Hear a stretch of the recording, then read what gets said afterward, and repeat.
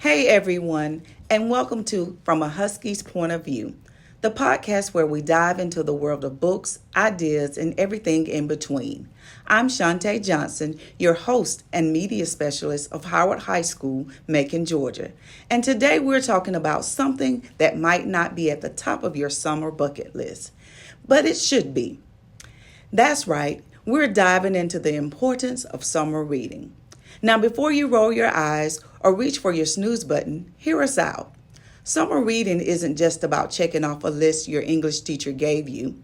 It's about keeping your brain sharp, discovering new stories, and even escaping into worlds way more exciting than scrolling through your feed. In this episode, we'll talk about why summer reading matters, how it helps you stay ahead academically, and how to actually enjoy it. Yes, really enjoy it. So whether you're a bookworm or someone who hasn't picked up a novel since The Outsiders, stick around. You just might find your next favorite read. Let's get into it. Reading during the summer is important for high school students for several key reasons, and I'm going to give you 6 of them. It prevents the summer slide. So over summer break, students can lose some of the academic progress they've made during the school year, especially in reading and writing. Regular reading helps keep their literacy skills sharp. A second point of view is it builds vocabulary and comprehension. It also encourages lifelong learning. It improves focus and critical thinking and reduces stress and boosts mental health. And finally, it prepares you for college and careers. In short, summer reading helps students stay sharp, curious, and prepared for what's next. And the best part, you get to choose what you read. So today I have with me Miss Joycelyn Fox, and she's going to tell you all about the books that she enjoys reading and give you so much more information that's going to encourage you to want to read this summer. So let's hear from Joycelyn. Hi everyone, I'm Joycelyn, and I've been reading for probably about a year now, and I want to say that I was reading in 2nd grade, but I got a phone and I got social media, and that did drift my focus, but now I'm back on reading, and I think that's something that all you guys should do as well. So starting with my favorite genre, I'd like to say that fiction is my favorite genre, and considering that most of the books on my bookshelf are fiction, I'd say I'd probably have to go with that. But I say this because fiction allows my imagination to run very far, and it likes me to read about experiences that I most likely would encounter in the real world. So Joycelyn, let's talk about that. It'll give you an opportunity to experience things in the real world, but remind them, what is fiction? Fiction is stories that are made up and not real. So non-fiction would be books that happened in real life, like books that happened a long time ago or things that happened like recently, but fiction is stories that are made up generally. But the idea of reading this fiction, even though it may not be a true story, it may be some things that you have experienced, and it may give you some information on how you can make things better for your own life, or maybe things that you may take a risk and try. Yes. So as an coming senior, share a little bit more about your favorite book. So my favorite book has probably got to be Sometimes I Lie by Alice Feeney. And Sometimes I Lie is a thriller that is about this woman. She's in a coma, and she has no idea how she got in the coma. She has no idea how long she's been there. But the thing is, she can still hear and she can still feel. And things that she's hearing, they aren't really adding up with what she last remembers. And so she tries to track back to the days where she remembers. And it's a very weird twist at the end, but it's really, really good. I can't go too further into it.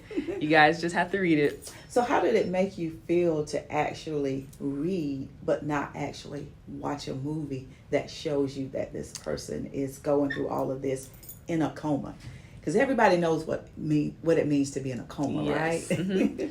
So it really gave me a more insight of like what it's like to be in a coma, because I didn't know that you can like still hear things and still feel things. And the way they were describing it, like oh my gosh, I can feel this and I can see this, but I don't know, like, what's going on. I can't see. And so basically, like, I just like to try and imagine myself in their shoes. I try to put myself in their shoes. And with Sometimes I Lie, it was more of because the book goes back and forth between, like, the past and the present. And it was just really making me overanalyze everything that was going on.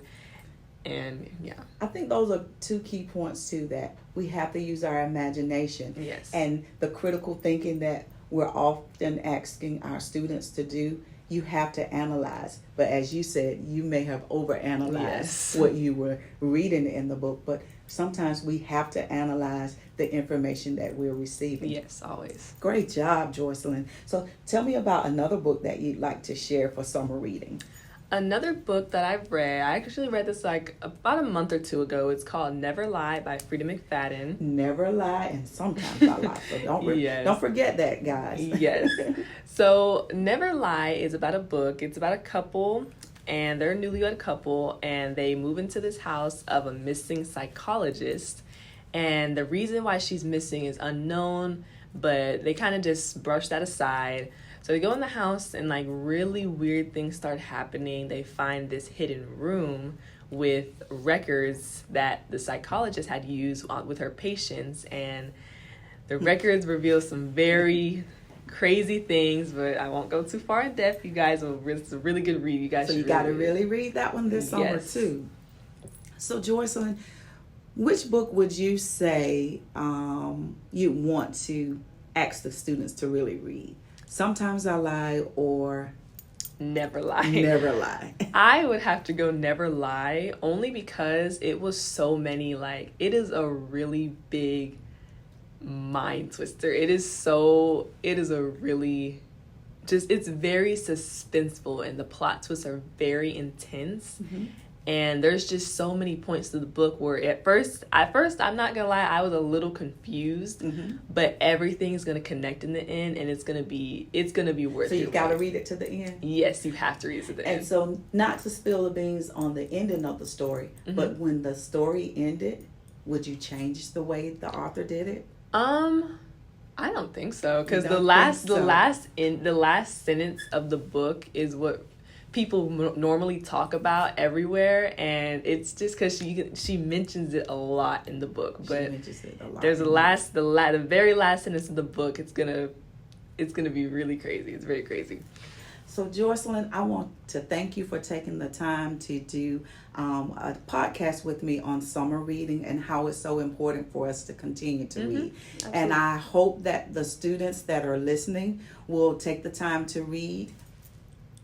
I just want to say I really wish you guys would read. I used to not be a big reader myself, but now that I am, I just can't stop, and I really wish you guys would get into it too. It would be worth you guys' while.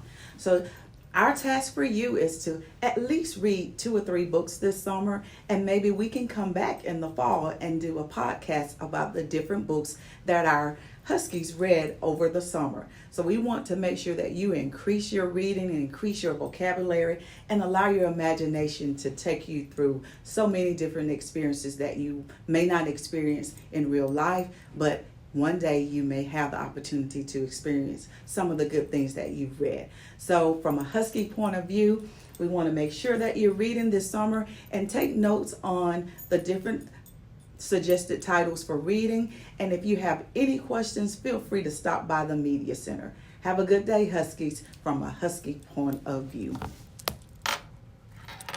Welcome back, Huskies. We have a point of view from our teacher, Mrs. Maynard, on summer reading. So listen up, Huskies, and I hope that you will take the time to hear her suggestions.